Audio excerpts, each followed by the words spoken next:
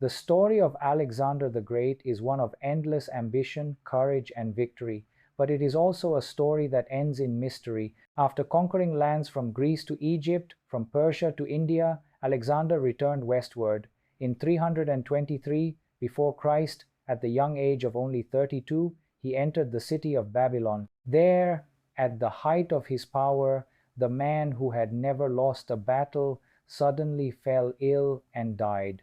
His death shocked the ancient world, and to this day, historians debate what truly caused the end of the greatest conqueror of antiquity.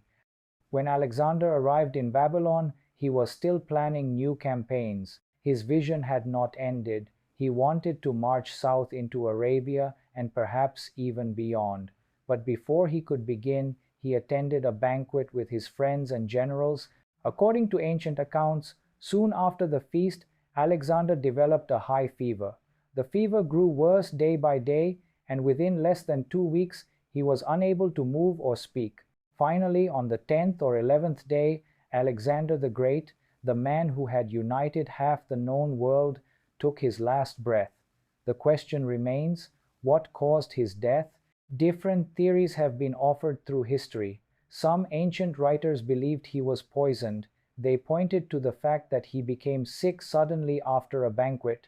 They also noted that many of his generals had much to gain from his death. With Alexander gone, his vast empire would be divided and power could be seized by others. The story of poisoning is dramatic, but many historians today argue that it is unlikely. Poison in the ancient world usually worked quickly, not over several days. Another theory is that Alexander died of natural causes such as malaria, typhoid fever, or another disease common in Babylon. The marshy lands around the city were breeding grounds for mosquitoes, and diseases often struck armies that camped there. His high fever, weakness, and slow decline fit the description of an illness rather than a fast-acting poison. Some even suggest that pneumonia, caused by exhaustion and years of harsh campaigning, might have been the true cause. There is also the possibility that Alexander suffered from a genetic or autoimmune disorder.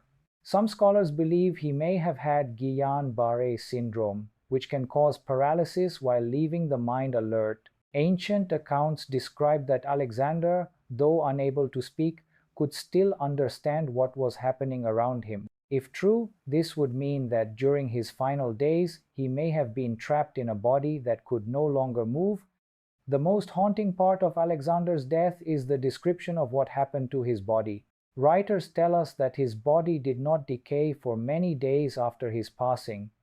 To his followers, this was a sign that he was not just a man but a god. To historians, it raises more questions. Was this a miracle? Or could it be explained by the embalming methods of the time, or perhaps even by the possibility that he was not truly dead when people thought he was? After Alexander's death, chaos spread through his empire. He left behind no clear heir, only a vast territory stretching from Greece to India. His generals, known as the Diadochi, fought bitterly over his empire, dividing it into separate kingdoms.